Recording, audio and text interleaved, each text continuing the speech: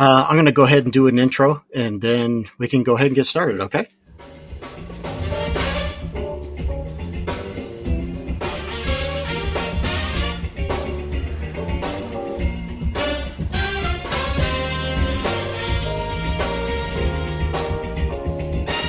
Welcome to the Agile Chicago Style podcast. Here is your host, Rick Waters.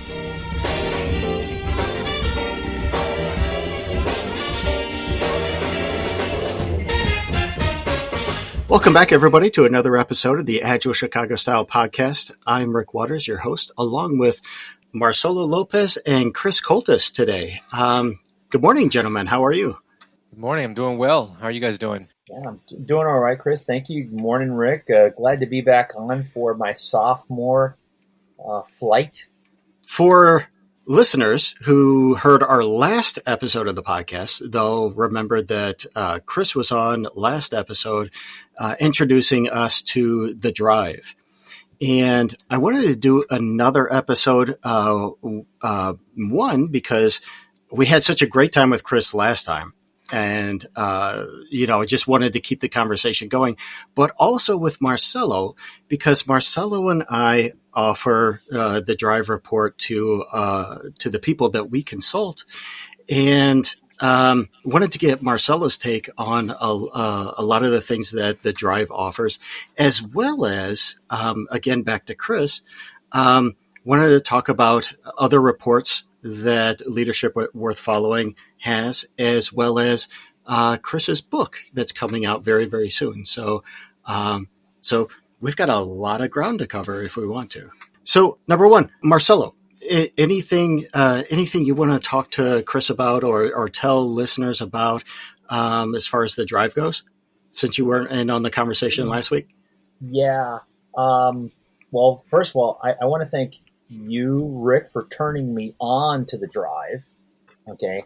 And then Chris, you for turning me totally on with the DRiV, because having undertaken the DRiV and then the education involved with it to apply it has really helped me understand myself and my drivers and trainers as both a trainer and a coach, and to be more observant with those that I'm coaching of where their drivers and trainers are and how it's affecting their individuals and interactions. I had to go to the Agile Manifesto, Rick. So, my thanks to the both of you. Yeah, absolutely. I love to hear people say that. And I'm so glad that it's been helpful for you, Marcelo, in kind of driving that additional self-awareness, obviously for yourself, but also for, how you work with your clients and how you coaching and Agile and all that kind of stuff. Absolutely. Yeah. So Marcelo, have you been able to share it with anybody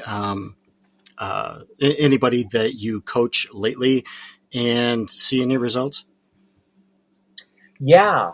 And actually, this is with my own team within where I'm working presently, and I'm actually preparing to extend it out and actually have them taking on the DRiV. First, I wanted to share with them what the DRiV was about, and then I kind of just opened the doors to me so that they could see what the DRiV says about me, and let them draw their own conclusions. And one of my teammates, she turned around and said, "OMG, Marcelo, that is so you." So that was really helpful. So I'm actually planning on having my own teammates take the DRiV because they represent different parts of the organization. We effectively are a cross-functional team. And so I figured the next logical step was to create some self-awareness in them, and then let them share with their other teammates outside of what our team does normally. And I hate to say it this way. I mean, I know this sounds kind of cliche, but it kind of sells itself at that point. Yeah, I mean, I like sharing my own drive report with at least people that know me, so that we can get some some confirmation going. That this is actually, or maybe this is my own personality coming through. I'm always worried about people taking me at my word. So sharing the report with them and saying, "Look, this is what it came up with," and you know me as a person, you could see this is pretty valid, and this is how I use the suggestions at the end of the report. What I really find, let me put it this way: what I can't wait for is this fall the team report coming out, and being able to offer that to a lot of Agile teams, and uh, either showing them where they might be having difficulties with each other, what might be causing these difficulties, where we can focus to become a more cohesive team, collaborating when we need to collaborate, and doing stuff individually or alone when we should be doing that. So I can't wait for that report to come out in the fall. Chris, are there any development notes on that we should be waiting for? Yeah, it's funny that you bring that up. I'm actually working on some research on team dynamics and how the drive relates to that. Because we've been doing team workshops with the drive with our clients, who aren't necessarily agile teams, but more kind of like corporate C-suite level or leaders and whatnot. But what we do is we have teams talk about their team dynamics and tell us, how are you guys doing on conflict management? How are you guys doing on trust? How are you doing on sharing information? Are you the kind of team that supports each other when things get rough, or do you dive into your silos? All that kind of stuff. And so we collect that data every time we do a team workshop, and I'm digging into that to see how the drive relates to that. And it's actually really interesting how predictive some of that kind of team level drive data is in predicting team dynamics. So are we still planning on that coming out this fall, or is that is the research you're doing right now, is that pushing it further and further out? Well, the research. So first of all, you can still do team stuff even without a report. Okay. And part of the research is actually I would actually argue to expedite that process, because rather than, once the report comes out, that'll be a huge help. But our goal is to train people like yourself and other consultants, not necessarily in the Agile space so much, but just in the generic kind of leadership team consulting space, share those research findings. And so that way, when you pull individual drive data together, you say you've got these 5 people, let's average it out. Let's look how much distribution there is in the team, and what are we finding? And so I'll give you guys kind of a sneak preview, and your listeners a sneak preview into some of those findings. But I think 2 of the things that I've been really surprised and excited to see is the drive factor harmony, which is basically looking at, do I put others before myself? Do I try to not rock the boat? Do I try to keep the peace in my relationships? Well, before I kind of ruin the surprise, I'll ask you guys, what do you think is the upshot of, imagine a team that's really high on that drive factor. What do you think would be happening from a team dynamic standpoint? I don't know. I kind of want to just go ahead and say, hey, the team's going to be awesome working together. But also, I kind of want to go the opposite direction too. If things are always, if everybody's always putting other people's needs before themselves, then who's actually looking out for the entire team as a whole? Who's actually looking out for what we do technically? Are we going to be an innovative team, or are we just going to be saying, hey, you know what, your idea, Chris, it's awesome, let's go with that? Are we going to just acquiesce instead of instead of sort of cultivating that necessary conflict when we need to, I don't know, throw an idea against the wall and see what sticks. You know what I mean? Yeah, yeah. I mean, I think that a team with too much entropy is not a good thing either. And so, I would turn around and ask them, is really everything all right in Rome? Mm-hmm. Or are there some fires that are just being covered up by a rug somewhere? Yeah, and so that is actually what we found in looking at the teams that we have and their harmony scores and their and some of their responses on these team dynamics questions.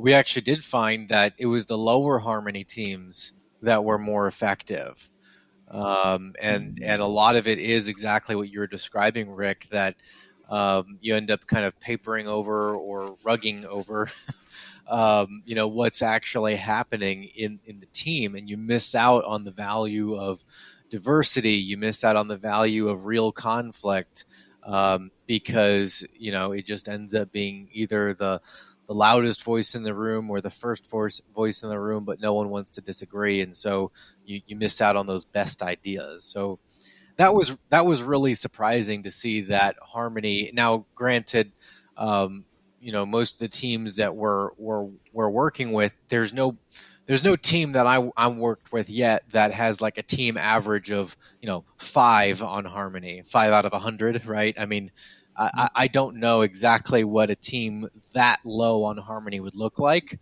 but anyways, I think it's an interesting finding that it's playing out like that. So that's I don't know. I might have been on that team a long time, like in 2013. I mean, there was almost physical harm. It was almost to the point when the day I joined that team. I think if I hadn't stepped in, I think somebody would have gotten physically hurt. So, wow. But anyway, I'm sorry I interrupted. No, you're great. So I would say that's one. The other interesting finding is on the productivity factor. And I know I love that factor just because it's always something that people are intrigued by, right? If you're a lot of leaders, senior leaders, score low on that, and they always say, what do you mean by that? I get a ton of stuff done. Are you trying to tell me I'm not productive? Of course, I always clarify, it means you're not driven by being the doer of things. You are productive by delegating to others, by being flexible, all those kinds of things. So it's more of a productivity styles spectrum or metric. And so in teams, and again, we're looking mostly at leadership teams, but what do you think would be more effective if everyone is high productivity, if everyone's low productivity, or if you have a mix?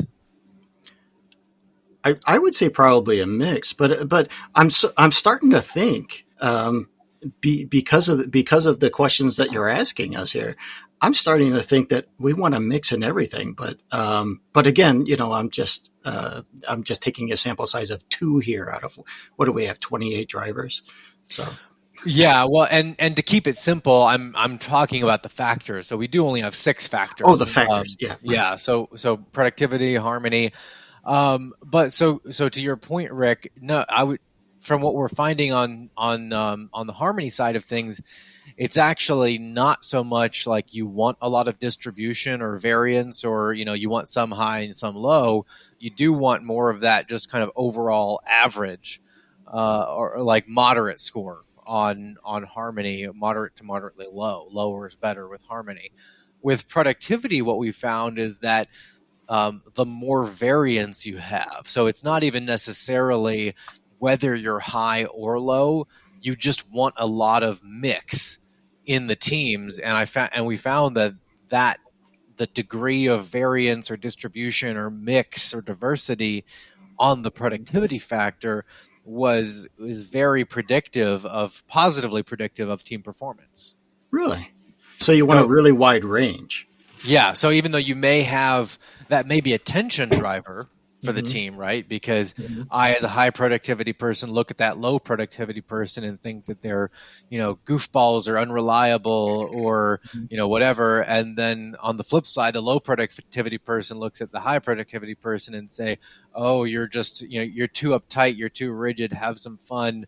You don't, you're missing the big picture, all that kind of stuff. Mm-hmm. And so it can certainly be a tension driver, but it's also, I mean, it makes sense, right? Because you've got your low folks pushing the team to be more flexible and agile and Mm-hmm. adaptable, and you've got your high folks saying, yeah, but we also need to have really clear deliverables and a clear plan, and we need to make sure we're making progress on those. And I will specifically make sure that I'm doing X, Y, Z kinds of things. I think this, and Marcelo, jump in, but I really think this speaks to something that Marcelo and I coaches on quite a bit, and that is let's promote the conversation, and when we really want that conversation to take place is when we know there's such a wide range of ideas or let's say opinions in the room. So Mm-hmm. I'm just going to take one topic, and it's like a hotly debated topic in our arena, and that's estimation, right? So if we have someone who estimates a unit of work really, really low, and another person estimates it really, really high as far as effort goes, we need those two people to talk and generate a conversation in the room and express their ideas about maybe you aren't considering this, or maybe you aren't considering this, or maybe we should take a look at Right. the big picture, right, Marcelo? Yeah, absolutely. Because a lot of times folks try to push it towards an area of agreement or alignment, which I think are over cliched words. And what we're trying to do is to create a shared understanding. Doesn't mean we have to agree. Okay, there may be topics that we would just simply will not, perhaps ever, agree. But as long as we can understand each other and from what perspective we're coming from, and the concerns of each one of those perspectives, to have that conversation, to promote that conversation, is sufficient to arrive at that understanding that can then turn into decision and action. Yeah, and I think that's a huge reason why the DRiV is so helpful with teams. Because when we work with teams and we work with other consultants trying to get the DRiV integrated into their team's stuff, one of the questions is often I look at the score and it's like, so should I change my score? We have a bunch of people. I'm high creativity, you're low creativity. Who's right? How do we move more towards the middle? How do we get to where we all agree? Well, that's not really the point at all. Now, could that diversity cause some tension and frustration? Absolutely. But when you understand that the people around you aren't doing things differently from you because they're bad people, or because they're crazy, or they just are uneducated, or fill in the blank with any kind of negative attribution you might make about people that are different from you. When you realize that they're doing it differently for reasonable reasons that just happen to be different than the ones that resonate from you or with you, that understanding goes so far in helping teams actually leverage the diversity and unique skill sets that are on the team. Right. You know what? Something comes to mind when we're talking about this this team report and what you're seeing from the data that you're getting back. Something comes to mind, and it's this video that I watched. And Marcelo, you know the video. I'll explain it, but a video I watched. I don't know. It seems like 10 years ago. It's a video from David Snowden, and what he developed was the Cynefin framework. And what was neat about the Cynefin framework is it's a sense-making framework, and it's that the framework was derived from data instead of data. You derive the framework, or you create the framework first, and then you plot data points on it.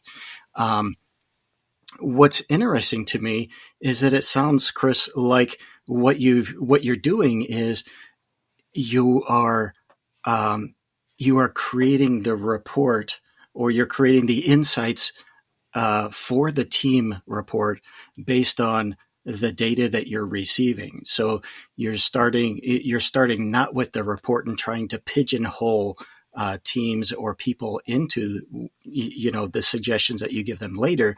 What's great, I think, is that you're starting with what you're observing first, and then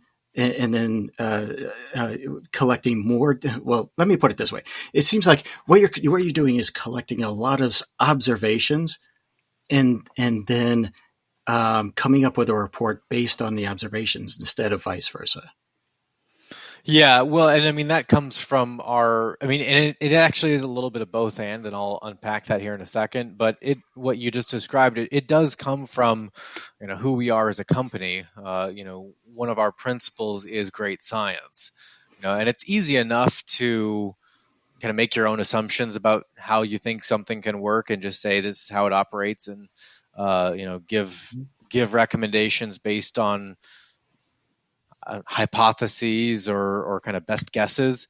And there is a time and a place for that, especially when you don't have data available to you, and or when you have really strong theory and kind of other research that's been done.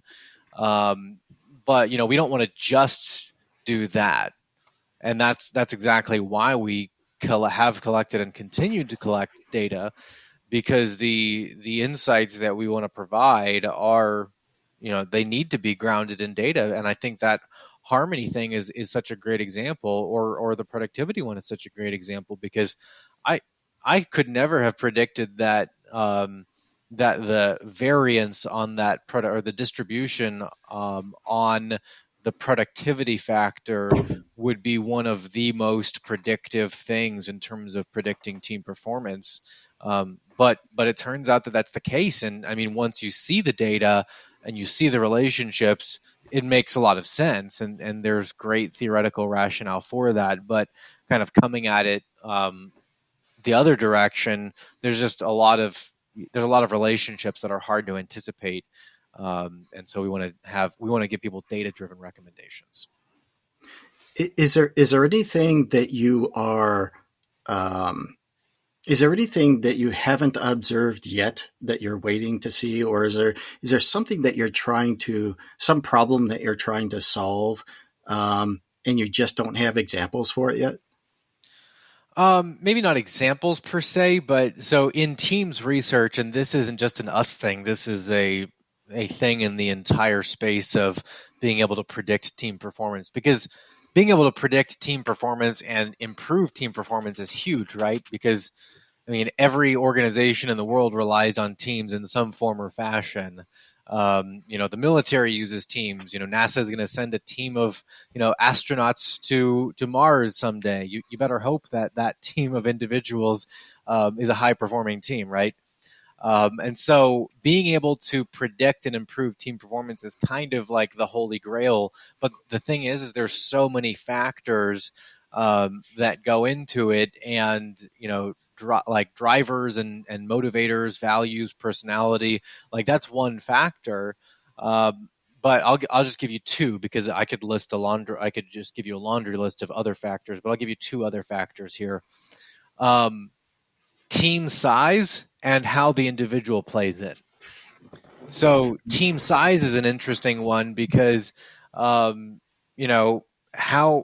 does that harmony influence a team if the team is a team of 3 versus the team is a team of 15?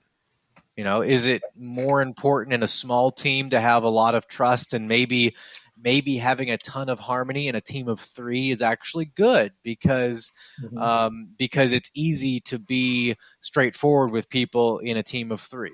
Yeah. Maybe it's the opposite. Yeah, and I'd posit to you that if we had a team of 15 and you had a high harmony score, there's a whole bunch of lies, damn lies. Yeah, we call that false harmony, right? I mean, Exactly. you're driven by it, but it's not real.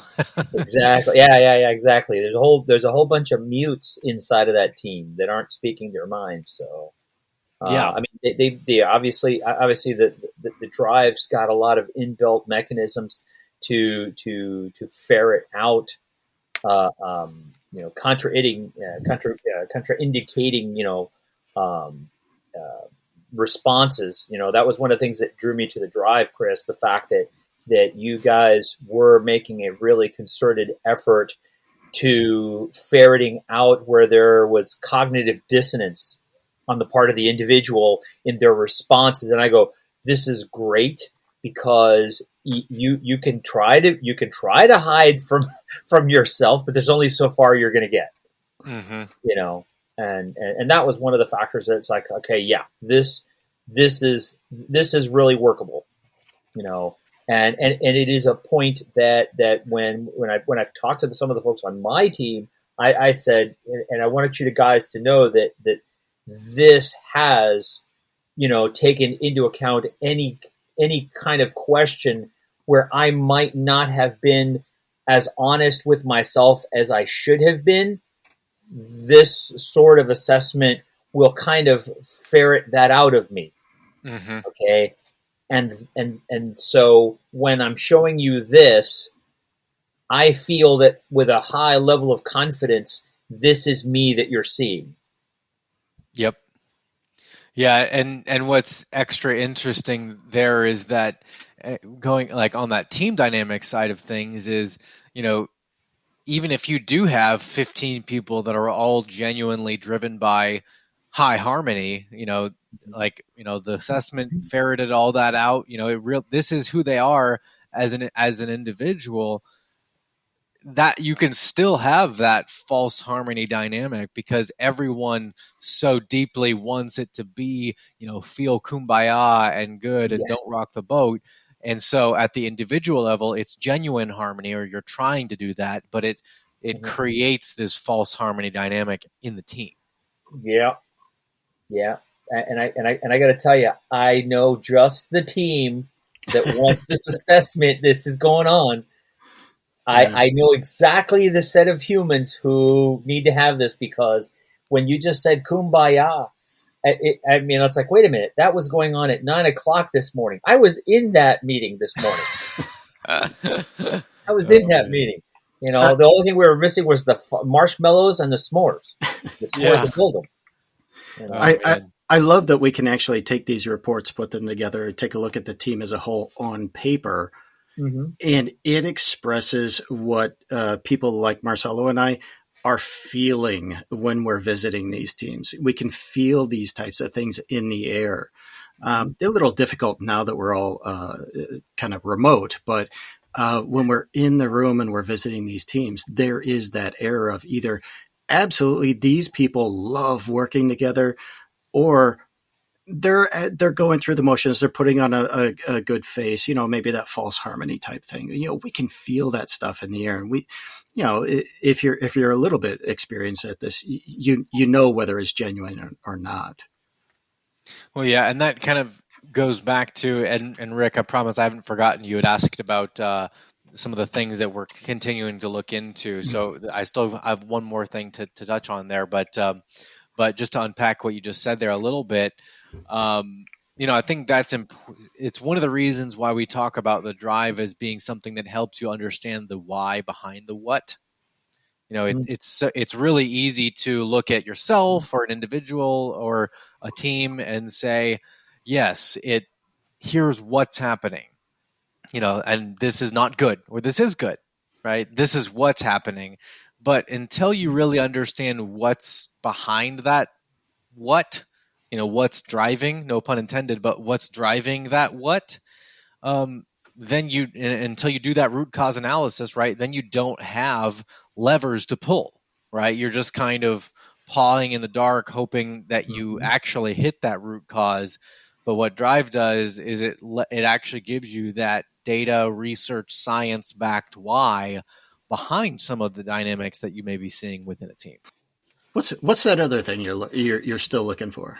Yeah, so again, going back to this like holy grail of teams research and whatnot, the other thing that teams, individuals, organizations, um, even job hunters, I think, would love to know is how is this one person going to fit into a pre-existing team?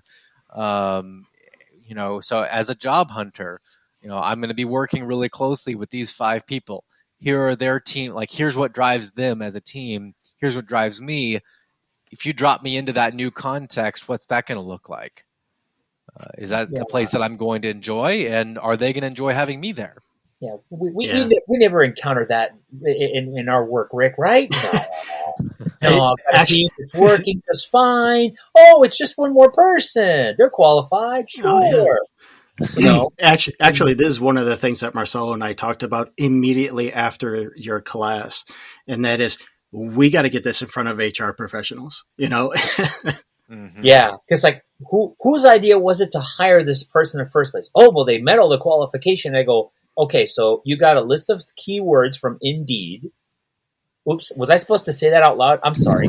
and they met the check boxes, and then they're very very professional about their skill set, but interpersonally, we're like, okay, I'm waiting for the flying monkeys to show up,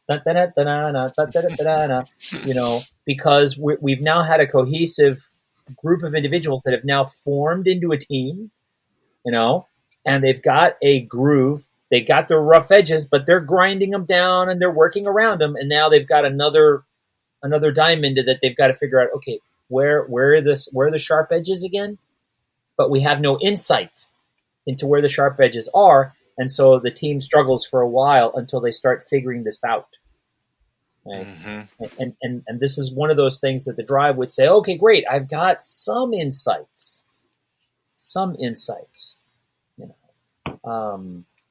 And quite frankly, I think it would reverse behoove a candidate coming in to say, okay, I mean, and this is obviously a rather mature organization saying, this is our team environment. This is who our team is. Okay. Do you see yourself fitting in with these individuals? Okay. And then therefore that allows the person to say to yourself, wow, if the organization is this open, this diverse, this inclusive, versus Acme over here, where I'm told to stand on a box and somebody's holding a plunger. I don't know. Well, then we also, I take the pessimistic approach and say, yeah, you put this team profile in front of a candidate and say, do you think you could fit in? Who's going to say no?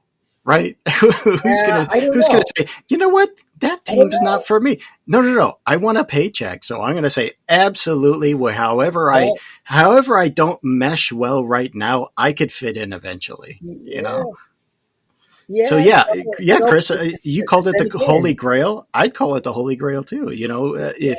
Is there something that, is there some indicator that says, yeah, perfectly, this person fits in like a Lego into the group that already exists? Yeah. I hear you. I just don't know that if that person, again, taking the pessimistic route though, if that person were that exuberant to come back and say, oh yeah, sure, there's an indicator right there as an HR person. Okay. Because you will likely have spoken to someone who's working with this team and say, yeah, this team has some issues. They're working through them, but yeah, they've got some issues. But this person just immediately comes back with that positive, yeah, of course I can work within it, while you know that this team environment is already dealing with conflicts and stuff internally. There you have a different indicator to, okay, well, perhaps this person is just A, too optimistic, and B, too rosy-eyed, rosy-colored glasses person. So I don't know. There's a few things to think about, but I think it would really help. Honestly, I think it is both, right? Because I think on the HR side of things, that is a great indicator. A person's degree of self-awareness and also willingness to willingness to adapt themselves, but also willingness to be real about whether they can or not. But I also think it is a valuable thing for job hunters because unless you're in the most dire of straits from a job hunting side of things, if I'm coming into an organization and they're telling me, because there's two things they could tell me. They could tell me the team is great, and if you are going to come into this team and help us continue to be great, these are the things about you that are potentially going to be a bad fit. So you're going to have to self-manage. Are you willing to self-manage to be a good enough fit in this team? So that's one thing they could tell you, or they could tell you there's a whole mess going on here. Are you going to be able to A, tolerate the mess, and B, help us move towards cleaning up that mess? And again, unless you're in the most dire of straits, managing yourself or dealing with a bunch of drama, that's something that drains a lot of people. And for a lot of people, they just as soon say, I'd rather not deal with all that trouble. Let me go find myself a different situation. Right. Yeah, and I'm going to try to build in a segue here. Is any part of the what we've been talking about is any of that discussed in your new book that's coming out, Driven Not Drained? Here, let me give the entire title here. Driven Not Drained: Discover Your Path to Career Happiness, Effectiveness, and Influence. Wow, that's a long title. Yeah. Yeah, we typically just call it Driven Not Drained, but yeah, because it is long.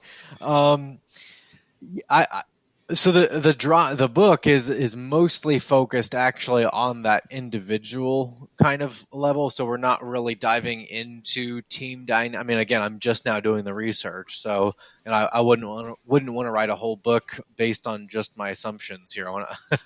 So the book and the report and everything we do at the individual level is grounded in the research. So the book is mostly focused on the model and the concepts that kind of underpin the DRiV. So even before we worry about the model itself and productivity and harmony and all that kind of stuff, the book is really talking about a couple of key premises, and it helps you answer the question, why do I sometimes feel driven, not drained, or vice versa? Why do I feel drained, not driven, right?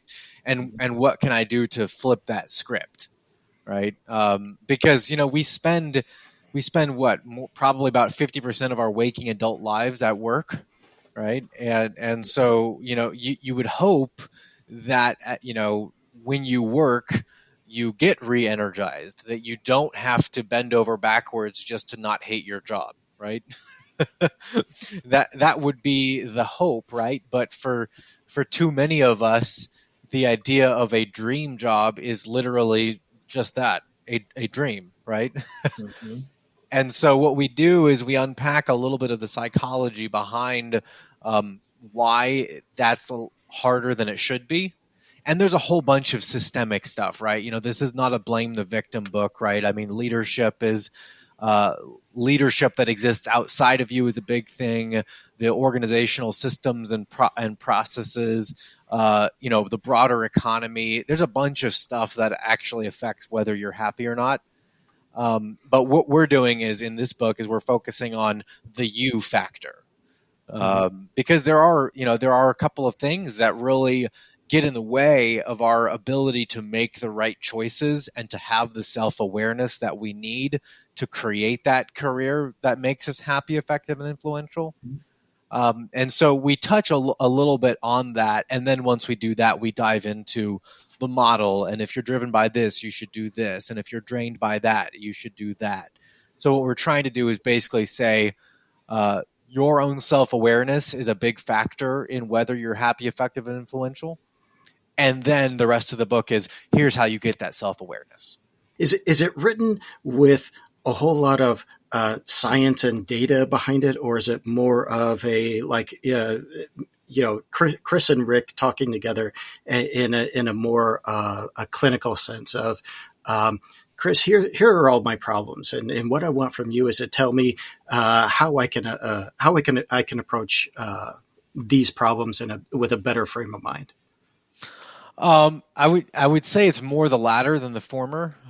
Try to make it conversational. Now, everything we're saying in the book is grounded either in our research or research that's been going on for decades and decades and decades. So it's science grounded stuff. But even though it's science grounded, we try not to lead with a bunch of statistics and this correlation and that correlation. There are no for the statistics averse people out there, there are no correlation coefficients mentioned in the book. All right.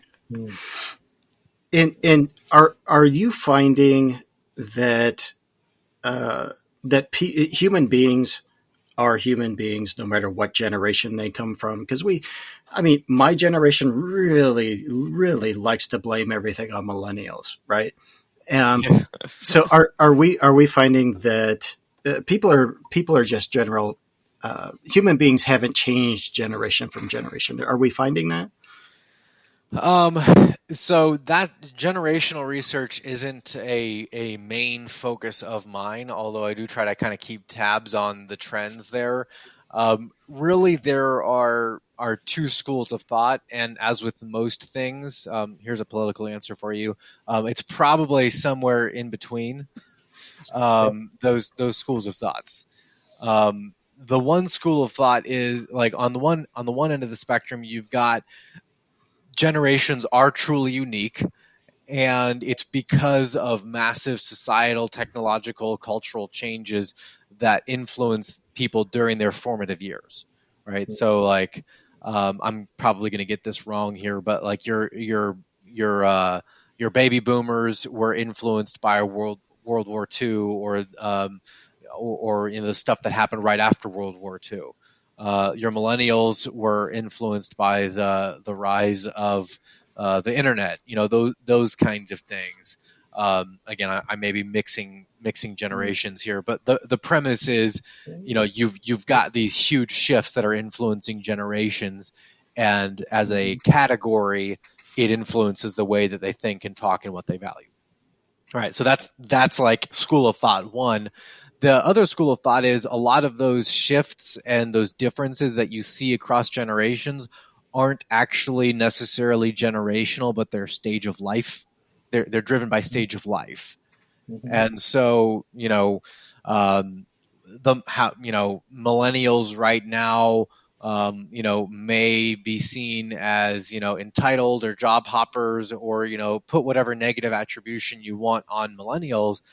Now, if you rewound 40 years, you would probably have found the generations that were preceded by baby boomers when they were 20 may have operated much similarly to millennials, how they operate now. Okay, so another question that you may or may not be able to answer. I know that one came out of left field for you, but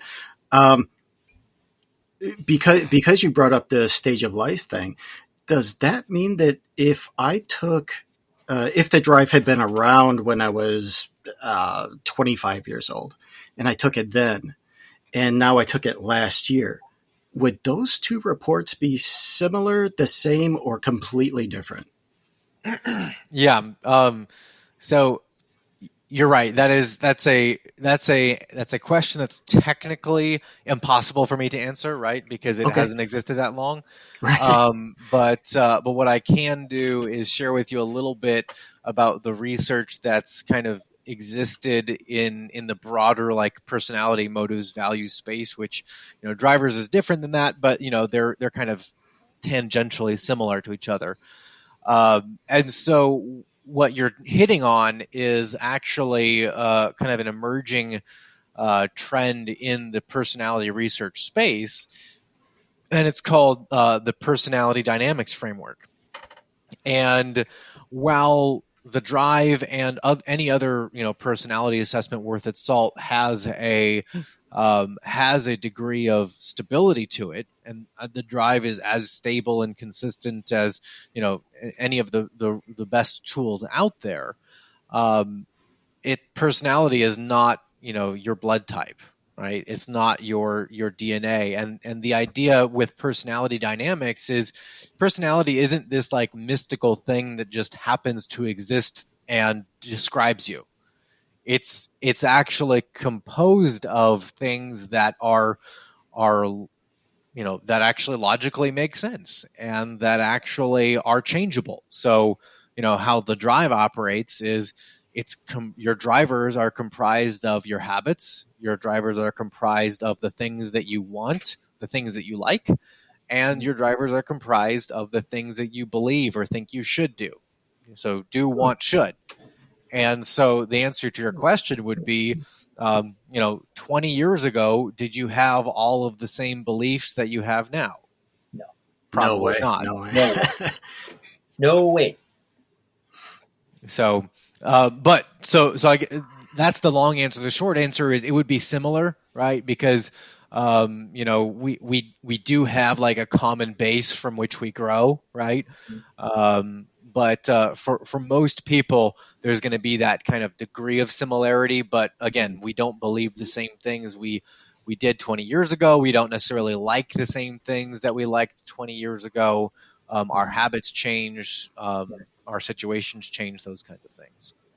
So kind of like as we mature, the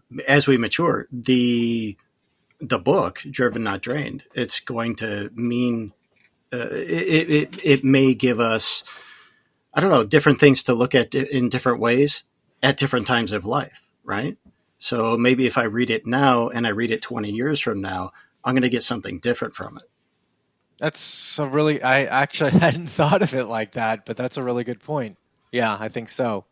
That's a very interesting observation, because the fact is, like, for example, I looked at some old psychology books, and I read Jung differently now at my age than I did when I was in college. Yeah. I get something different. It means something different to me. And so what you just said stands to reason. So it just means, guys, for whoever's listening, just hang on to the book, keep it around with you, travel with it.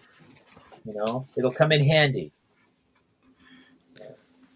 Yeah, that's good. So Chris, we've talked about what's coming up. What is that? When's the book coming out? On the 28th of May? 25th. Yeah, May 25th. May 25th. Okay. So we've got that coming out this month in 3 weeks. Yeah. We've got the team report coming out in the fall. We've got a couple other reports that are already out.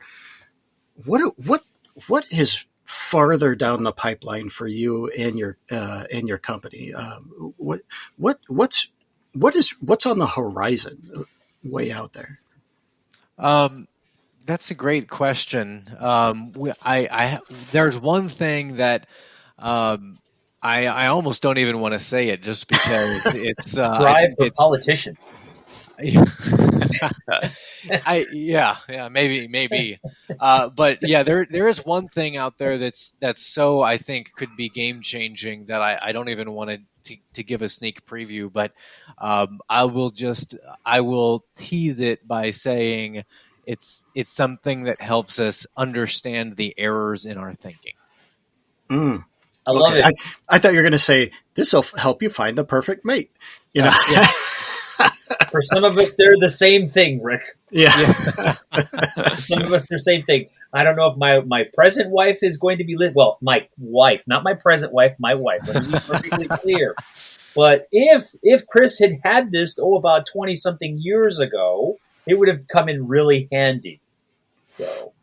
Well, again, I mean, as personalities change, I'm going to guess, Chris, I don't know if you've seen this, but I'm going to just go ahead and guess at certain points of our life, we're open to being more introspective and changing how we think about things, changing how we do things so that we can be a better person.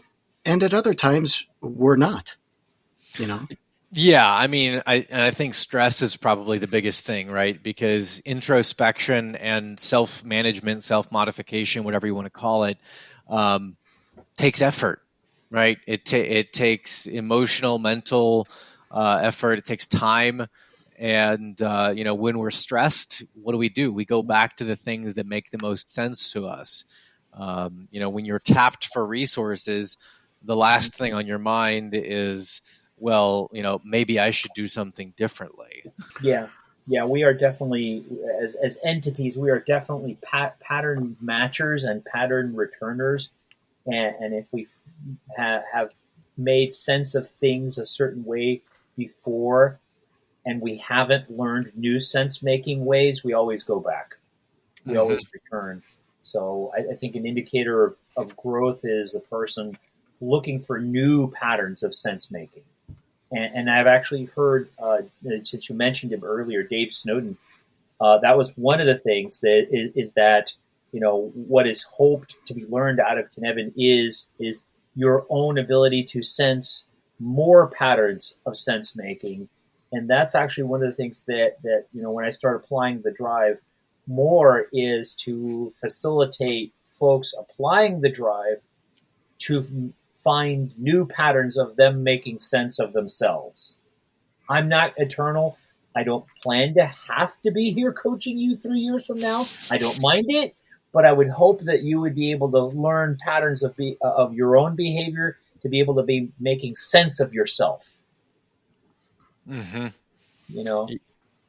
Yeah, I was actually just kind of toying with this earlier this morning, but I think that one of the things there's this one sentence that I think can really sum up why we need something like the DRiV. It worked for me in the past. Yeah, And, is that kind of parallel with this? That's how we do things here. yes and no. So there's I'm going to say that sentence three different ways. Okay. Because I think that there are three things that really jack with our self-awareness and ability to make good choices, and choices that will help us be happy, effective, and influential. It worked for me in the past. It worked for me in the past, and it worked for me in the past.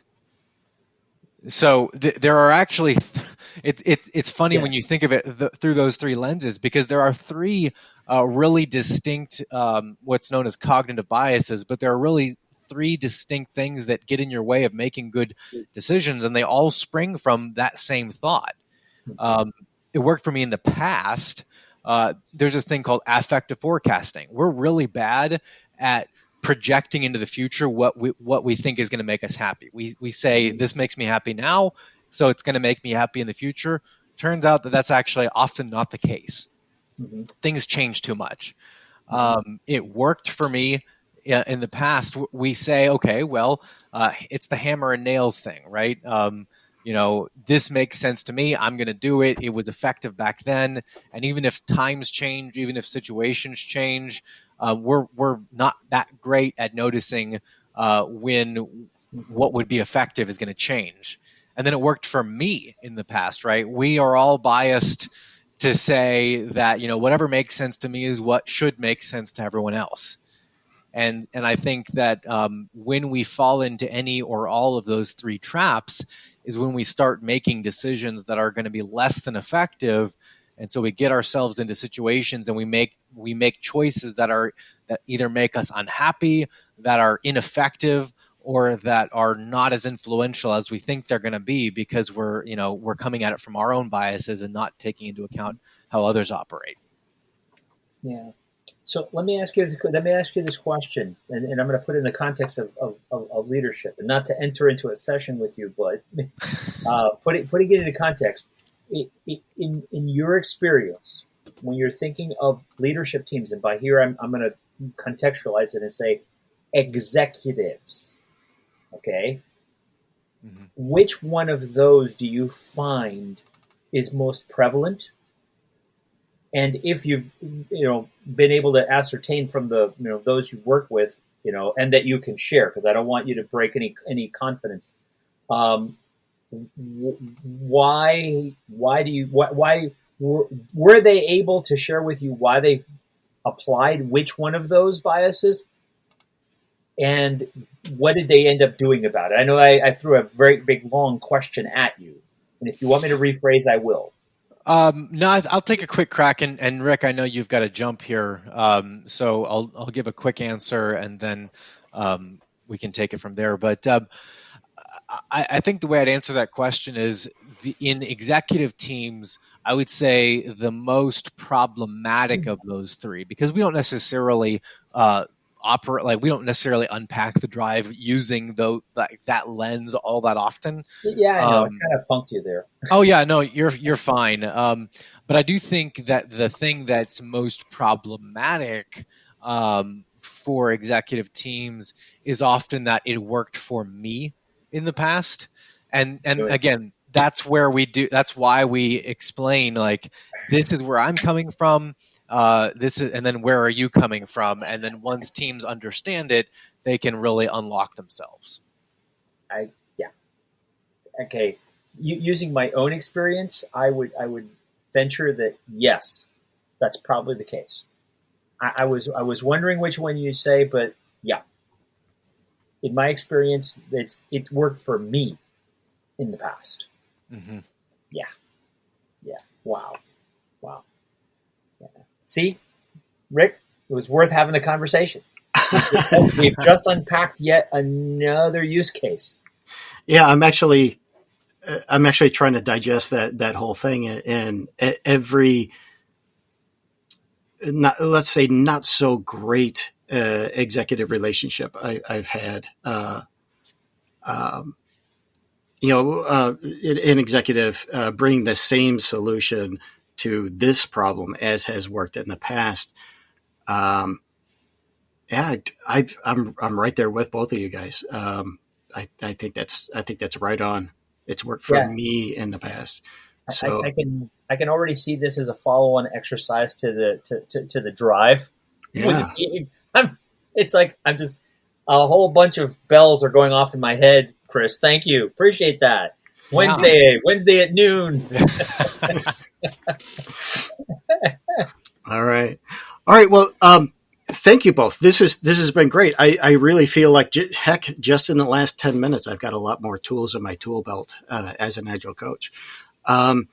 So Chris, absolutely, thank you so much for coming back for a second discussion. And Marcelo, thank you so much for jumping in, being someone who also coaches people through taking a look at their own DRiV assessment and coaching people at all different levels of an Agile organization. So thanks for bringing that all to the discussion today. Chris, I want to say good luck with the launch of the book. I'm hoping to be at the launch party, the virtual launch party for that. I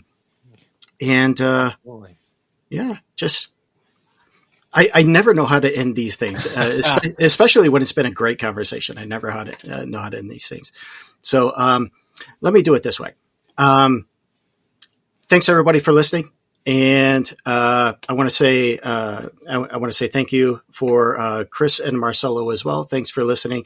I hope you go out and either engage somebody at Leadership Worth Following, or Marcelo Lopez, or myself about getting DRiV assessments for your team, for yourself, because I really think that.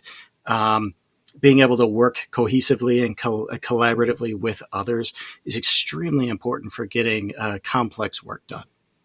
That being said, thank you again for listening. We'll talk to you all again real soon. Thanks, Rick. Thanks, Take care, Marcelo. everybody. All right. Good to see you. Take care. All right. I'll be in touch, guys. Thanks. See ya. All right. Bye. Bye.